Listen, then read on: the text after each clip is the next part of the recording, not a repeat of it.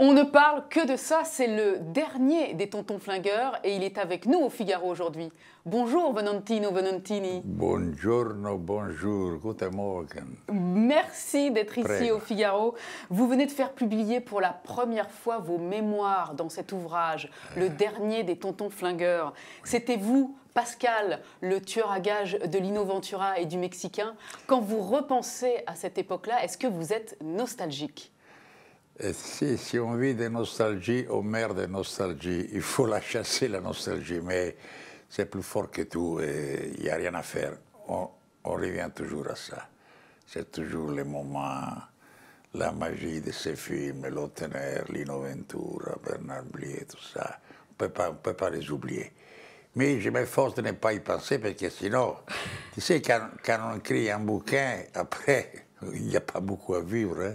Ils s'en vont tous là-haut. Hein. Alors je fais le plus tard possible. Tant mieux comme à ça. 85 ans. Pardon? À 85 ans, c'est votre âge. 85 ans, 85, mamma mia. Et ben, on déconne un peu moins, on devient plus imbécile, peut-être. Il y a des trucs de mémoire, les neurones, ils s'en vont, ils se baladent ailleurs, ils partent, ils restent là, ils voulaient ramasser, mais non, ils s'en vont quand même, les neurones. Et voilà, on est là, on est... Et vous êtes bien là. Alors, ce film, Les Tontons Flingueurs, on fait de vous un personnage mythique parmi les mythiques du cinéma. Et vous êtes à jamais pour beaucoup, Pascal, le porte-flingue. Pourtant, vous racontez dans le livre que quand votre impresario vous a proposé le film et vous a montré le titre du film, vous avez pensé que c'était un nanar. Est-ce que c'est vrai? Je ne sais pas ce que ça veut dire, mais ça sonne drôle, c'est nanar. J'aime bien nanar. Qu'est-ce que ça veut dire nanar en français? Un nanar, c'est un mauvais film. Ah oui, oui, un flop, oui, una cacata en italien, un fiasco. Voilà, c'est ce que vous avez pensé quand on vous a parlé du scénario. Non, soyons honnêtes. Tu sais, à cet âge-là, quand il y a 30 ans, tu travailles seulement pour vivre ou survivre. C'est un métier, la vie c'est un métier. Donc mon agent m'a dit, Venantino, c'était l'époque où il y avait l'Europe vraie. C'était parce que c'était la famille, la coproduction France-Italie. C'était très important parce que la France envoyait chez nous, ou soit les comédiens, ou soit les metteurs en scène, et nous on faisait la même chose, aller-retour. Aujourd'hui, ce n'est pas comme ça, malheureusement. Il y avait des grands producteurs, Ponti, de la Laurenti, Hakim, ici en France, etc., etc. Mon agent m'a dit, Venantino, quoi? Il dit, oh, il y a du boulot, oui. Je t'envoie à Paris. À quoi faire? Moi, j'aime bien Paris. Et sa fille s'appelle en français les Tontons Flingueurs. Moi, je ne comprends rien, c'est de l'argot. Il dit, tu dois jouer un beau gangster jeune, tu le porte-flingue de Lino Ventura. J'avais entendu déjà de Lino Ventura. Bon, combien de jours? On va voir. C'est un film comme ça, moyenne. On disait, c'est un chef-d'œuvre. Non, ça va être là. Bon, je sais pas, je vais à Paris, et j'arrive à Paris, je rencontre Georges Lautner. Alors, il faut raconter. Georges, excuse-moi si je me trompe, hein, you know? Parce qu'il raconte, Georges, il dit tout d'un coup, je vois arriver une boîte en carton immense avec un ruban. Où le ruban, vous voyez cet Italien qui sort de la boîte, ah, eccomi qua, buongiorno a tutti, tout le monde, tout ça. Et Georges m'a dit, tu parles français? Pas du tout, je parle à peine la langue italienne. Non, c'est pas vrai, je ne parle pas très bien la langue italienne. Et alors, il était là, on commence. Mais alors, dans les tournages, on ne pensait jamais, personne de nous, aucun de nous, que ce film, c'était comme un film routine, tu sais. Moi, j'étais très ému parce que c'était la première fois que j'allais tourner en France. J'avais fait des petites choses avec Vadim, ne sait-on jamais. Roger Vadim. Une connerie terrible, incroyable. Mais c'est là que j'ai connu Brigitte Bardot, quand même. Oui. Il ne faut pas le dire. Alors, ce film, finalement, est devenu mythique aujourd'hui encore. Oui. Et pourtant, vous dites que ça n'est même pas votre film préféré parmi tous ceux que vous avez tournés. Non, si, il est, forcément il est. C'est-à-dire, non, vous préférez Gallia. Gallia, non, Gallia, c'était un film, ben, pour moi, pour un comédien, c'était un premier rôle, grand rôle. Très beau, parce que Mireille était très belle. Mireille d'Arc. Il y avait aussi un côté érotique. Et puis, en plus, c'était un film qui avait avancé pas mal le temps, l'époque. Parce que Georges Lautner, quoi qu'on en dise, peut-être qu'il fait des films commerciaux très drôles, très sympas, mais il avait avancé pour l'époque, les féministes, tout ça, tu te souviens? Et il avait avancé tout ce qui s'est passé, et c'était tout avantage de la femme. On a tourné ça à Venise, et c'était un film molto bello, très intéressant, et puis intriguant aussi. C'était un très beau film. Un film d'amour, de passion, de sang aussi, il y avait le sang final.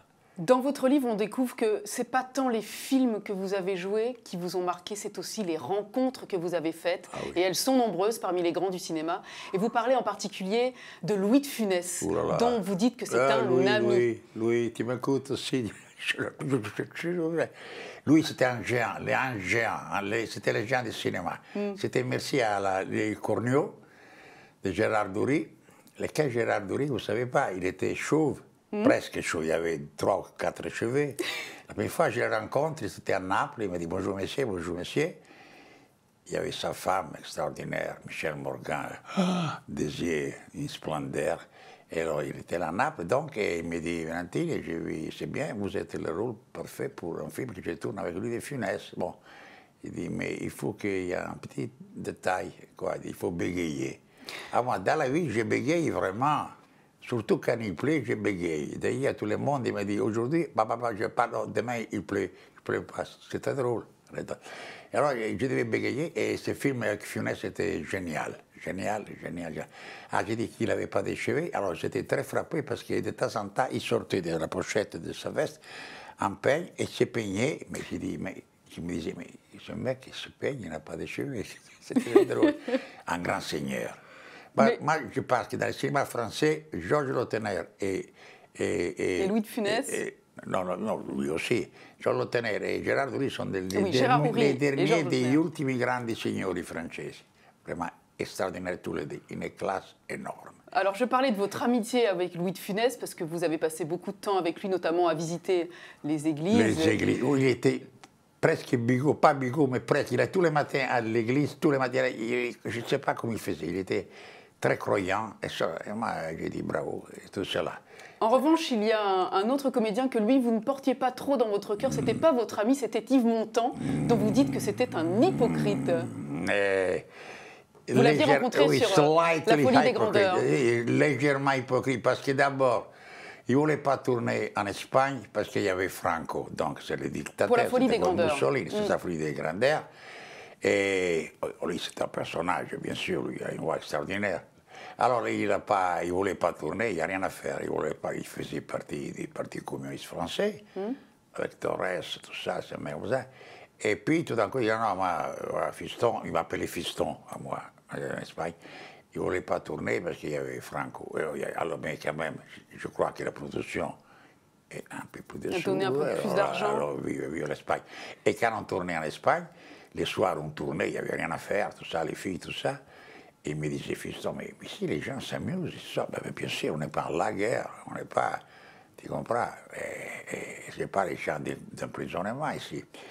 Et j'aime pas beaucoup lui, parce que tout le temps donné avec le nom qu'il a, le renommé qu'il a, la réputation qu'il a, et c'est pas un seigneur, il faut pas, parce que j'ai eu une scène très forte avec lui à Séville, il faisait 42, 43 degrés, j'avais une scène d'escrime avec lui, et on avait préparé tout ça avec Carliès, très grand maître d'armes.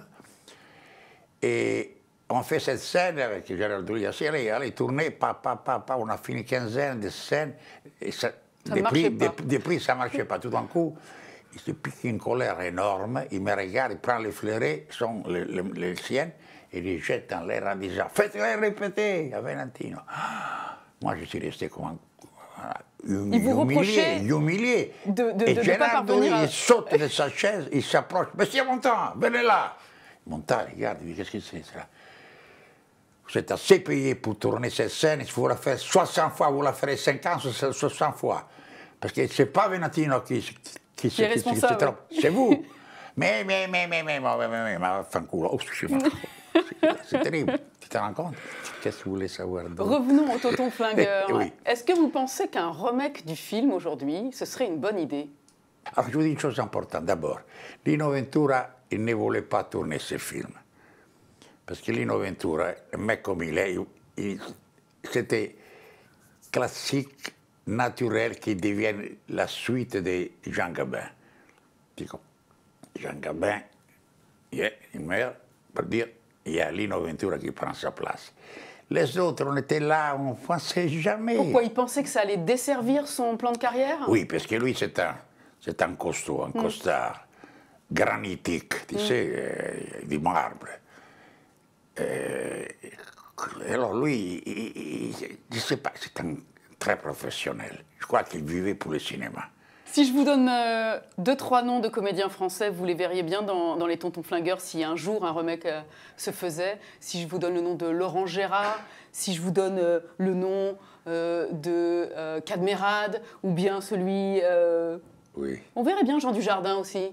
Si. Vous pensez que ça serait bien? Et je les prendrai tous. Vous prendriez les trois? Toute la famille, tous ensemble. Tous ensemble. Merci beaucoup, Venantino, Venantini. Vous m'abandonnez on va déjà. préciser que le clap de fin, c'est pas tout de suite pour vous, puisque on vous retrouvera bientôt justement aux côtés de Jean Dujardin dans le prochain film de Lelouch qui sort en décembre, 1+1. Et puis on vous retrouvera aussi sur les grands écrans au cinéma dans un film de Cadmerade. Ciao, grazie. Merci beaucoup. Je rappelle donc le titre de votre livre, le dernier des Tontons Flingueurs. Ça c'est bien là. C'est chez Michel Lafon. Machine gaucher là, c'est bien là. C'est les pistolets. Ah oui, parce qu'il y avait la porte, je ne me souviens pas. Monsieur Fernand, doucement, hein, chez nous c'est la règle, santé, sobriété. J'habite chez ma mère. Merci beaucoup pour cet entretien. Merci au Figaro, que j'achète en Italie de temps en temps. Ciao.